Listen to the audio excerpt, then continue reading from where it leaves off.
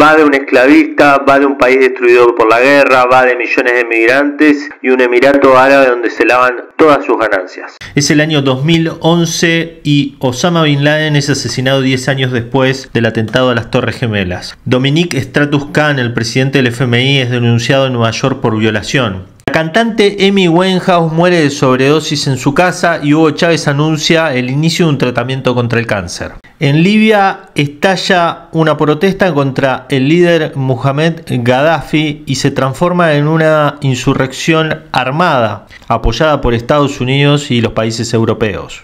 Gaddafi sofoca la insurrección armada hasta que el Consejo de Seguridad de la ONU aprueba el uso de la fuerza por parte de la Alianza del Atlántico Norte. De inmediato, Estados Unidos, junto a España, Reino Unido, Francia e Italia, bombardean Libia. El gobierno de Gaddafi cae después de largas décadas en el poder y el propio Gaddafi es asesinado por un grupo de mercenarios. Sus asesinos filman su linchamiento y después suben el video a las redes sociales para que todo el mundo vea el final de Gaddafi. Al enterarse de esta noticia en una entrevista, Hillary Clinton dice: "Fuimos, vimos y murió".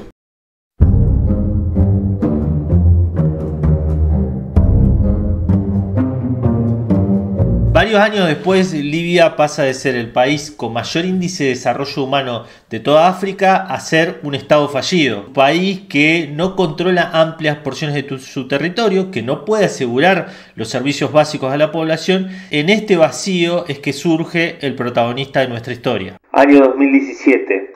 Asume la presidencia Donald Trump, estallan las protestas a favor de la independencia de Cataluña, gana el Oscar la película La La Land y los países europeos comienzan a financiar a la Guardia Costera Libia para que devuelvan caliente las barcazas con migrantes que intentan llegar desde Libia hasta Europa. Nuestro protagonista, Kidane Zekarias Abetamarian, lo ve como una oportunidad. El eritreo de 39 años ha aprovechado el vacío que hay en Libia para convertirse en uno de los principales traficantes de personas del país. Con la devolución en caliente de miles de migrantes, Zidane ve una gran oportunidad de negocio, porque la ruta migratoria se convierte en más arriesgada para la gran mayoría de quienes quieran atravesarla.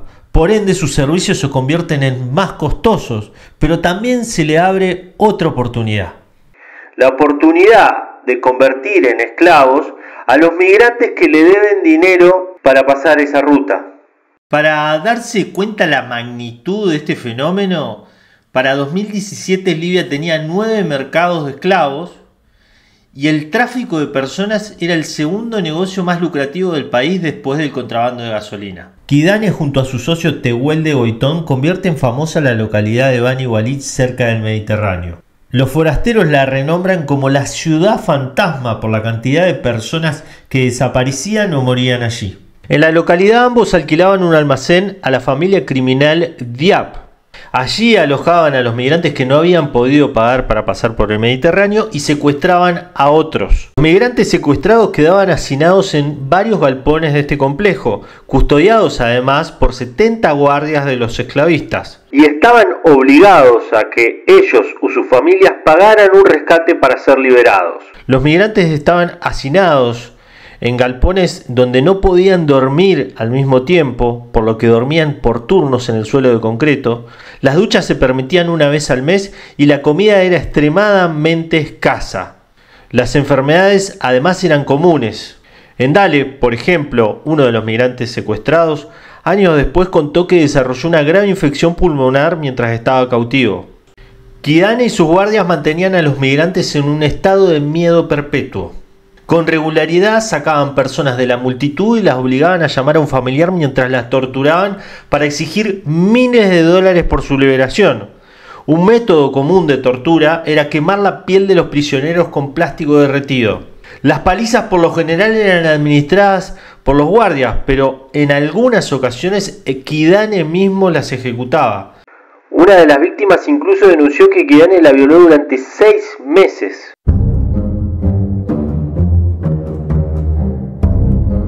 Este horror show armado por Kidane le reportó ganancias de hasta 10 millones de dólares al año en 2017, según la información de Interpol.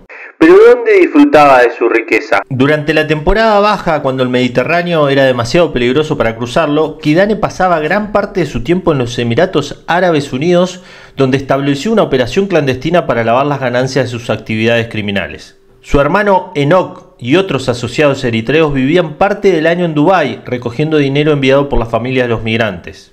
Con su fortuna, Kidane compró una casa en los Emiratos para su familia, compuesta por su esposa y 2 hijos, varias propiedades en Asmara, capital de Eritrea, salones de bellezas que regaló a diferentes amantes en Dubái y en Addis Ababa, capital de Etiopía. El traficante de personas, además, continuó desarrollando su adicción al juego en Emiratos Árabes Unidos, a pesar de que esta práctica estaba prohibida en el reino. Según un reportaje de New Yorker, Kidane podía perder entre $10.000 y $20.000 en un solo día solamente jugando al billar.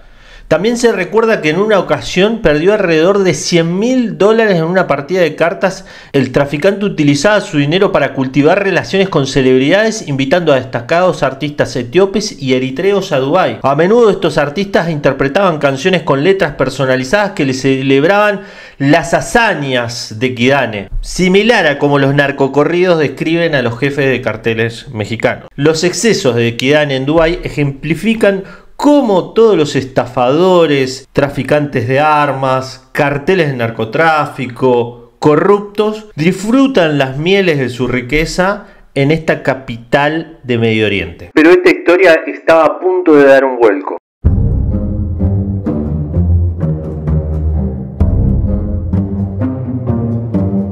Año 2020. Muere en un accidente de helicóptero el jugador de básquet Kobe Bryant. El príncipe Harry y su esposa Meghan renuncian a la corona británica. Donald Trump ordena el asesinato del general iraní Qasem Soleimani y comienza la pandemia del coronavirus. En febrero de 2020 la suerte de nuestro protagonista comienza a cambiar. Kidane paseaba por la capital de Etiopía, Addis Abeba, durante sus vacaciones como traficante de migrantes. Parecía un día normal como cualquiera, aunque del otro lado de la calle había alguien que lo observaba. Era Fuat Bedrum, un etíope de 21 años que había sido cautivo en Bani Walid, el complejo de este esclavista. Bedrum lo observaba una y otra vez, preguntándose si en verdad aquel hombre era el mismo Kidane que había ordenado varias golpizas en su contra. Bedrum todavía recordaba cómo los guardias de Kidane le habían atado las manos en la espalda y lo habían azotado en el torso repetidamente. También cómo lo habían obligado a tomar una ducha helada y lo habían dejado temblando una noche larga en el desierto. Kidane sentía una adversión especial por Bedrum y lo golpeaba con un palo cada vez que lo veía, solamente por haberse escapado de otro traficante de inmigrantes antes de caer bajo sus manos. El joven todavía recordaba cómo se había escapado de milagro del complejo de Kidane. Una noche Bedrum se sumó al grupo de 100 cautivos que se escaparon hacia el desierto. El joven etíope se salvó de milagro cuando se refugió en una mezquita de una ciudad cercana a donde estaba. Pero gran parte de sus compañeros fueron asesinados en el medio del desierto por los guardias de Kidane. Varios años después el joven había cambiado su sueño de emigrar a Europa por el de escapar de los traficantes de migrantes. Pero allí estaba, mirando fijamente a ese hombre que compraba en un mercado cualquiera de la capital de Etiopía. Se preguntaba, ¿será Kidane? ¿No será? Hasta que de un momento a otro se dio cuenta que sí lo era. Bedrum llamó a 2 agentes de policía, un hombre y una mujer, y les dijo por qué debían detener a Kidane. La gente le contó a su compañero sobre los enormes casos de tráfico de migrantes. Entonces los 3 fueron al encuentro de Kidane. Bedrum le tocó la espalda con una palmadita y cuando éste lo reconoció le preguntó ¿qué puedo hacer por usted? Y de inmediato fue arrestado por los 2 policías. Kidane intentó sobornarlos. Le prometió darles $500. Después, cuando estos se negaron, volvió a redoblar la apuesta y les ofreció darle muchísimo más dinero si le permitían que él incluso se encargue, entre comillas, del joven etíope. Pero los policías volvieron a rechazarlo. Bedrum se dio cuenta de que era la primera vez que veía a Kidane sin un arma o guardias armados. Por primera vez me tiene miedo, pensó. En pánico, Kidane intenta escapar de los policías y se embarca en una larga corrida dentro de un mercado hasta que otros agentes lo vuelven a apresar. Como un reguero de pólvora, su detención se esparce por la capital de Etiopía y llega hasta los oídos del activista Meron Estefanos, quien da aviso a las autoridades que hay otros traficantes de migrantes pasando sus vacaciones en la capital del país. De inmediato se organizan redadas y uno de los detenidos es Tehuane Goitón, socio de Kidane. El caso amenaza con revelar la complicidad de los policías de Etiopía con los traficantes de migrantes. Pero justo cuando están por caer otros traficantes de migrantes, las redadas se suspenden por la llegada de la pandemia. Por más de un año empieza un proceso judicial contra los dos traficantes de personas. El juicio se vuelve caótico porque las autoridades no aceptan los testimonios por vía remota. Así que el juicio recién empieza en 2021, pero en una de las primeras audiencias sucede algo inesperado. Kidane, como cualquier día normal, llega a la audiencia con un uniforme carcelario amarillo y es conducido por la policía a un baño donde alguien le deja ropa de civil. Un jean, una camisa. Minutos después sale del baño como si fuese un empleado judicial más del lugar. Nadie se percata que quien está saliendo del juzgado es uno de los mayores traficantes de migrantes del Mediterráneo.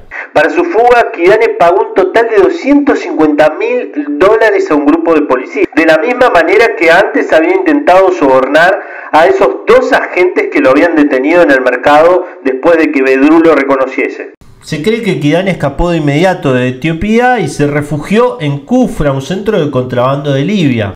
Mientras tanto, las autoridades judiciales de Etiopía lo condenaron en ausencia a cadena perpetua. La trama era cada vez más compleja. En Etiopía, las víctimas de Kidane que lo habían identificado en el proceso judicial estaban asustadas por temor a sufrir alguna represalia. Y en otros países del mundo comenzaban otros juicios contra este traficante y uno de sus socios. En Países Bajos, los migrantes que habían logrado escapar de las redes de Kidane habían comenzado un juicio contra los dos traficantes, tanto contra Kidane como Tehuane Goitón, su socio. Interpol emitió una orden de captura internacional contra Kidane y su socio después de que hayan sido condenados en la justicia de Etiopía y las autoridades de Países Bajos emitiesen órdenes de arresto en su contra.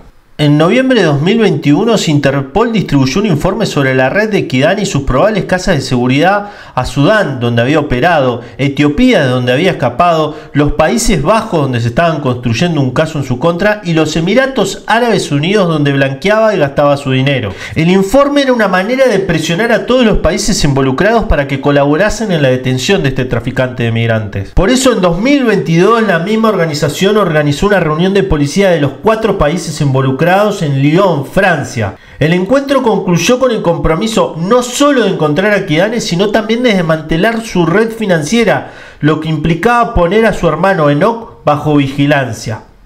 Esto fue considerado un logro por las autoridades, dado que Emiratos Árabes Unidos por lo general era bastante reticente a perseguir a las personas que lavaban dinero dentro de sus fronteras.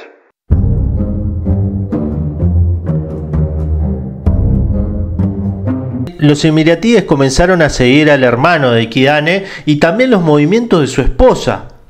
El traficante de migrantes se había confiado que los Emiratos Árabes era un lugar seguro y por eso, un año después de su escape, llamó a su esposa desde el lugar donde se estaba ocultando. De inmediato las autoridades rastrearon el lugar de la llamada y en pocos días organizaron una redada. El 31 de diciembre de 2022, oficiales de los Emiratos Árabes Unidos volaron a Jartum, capital de Sudán. Para Año Nuevo, estos mismos uniformados derribaron la puerta blindada del apartamento donde se alojaba Kidane. Para el momento de su detención estaba con 2 amantes y varias armas en su departamento. Uno de los mayores traficantes de personas del mundo había caído. Varios años después, el sabor de su detención es agridulce. En Emiratos Árabes Unidos fue condenado por blanqueo de capitales. En Etiopía fue condenado junto con su socio por 8 cargos de trata de personas. Y aún espera el propio Kidane ser extraditado a Países Bajos, donde enfrenta otro proceso judicial. Pero aún es una gran incógnita dónde está todo el dinero que generó con el tráfico de migrantes. Si te gustó esta historia, por favor te recomiendo que me apoyes como suscriptor pago en mi newsletter brunogarcini.substack.com y también que compartas a tus conocidos esta historia. Hasta la próxima.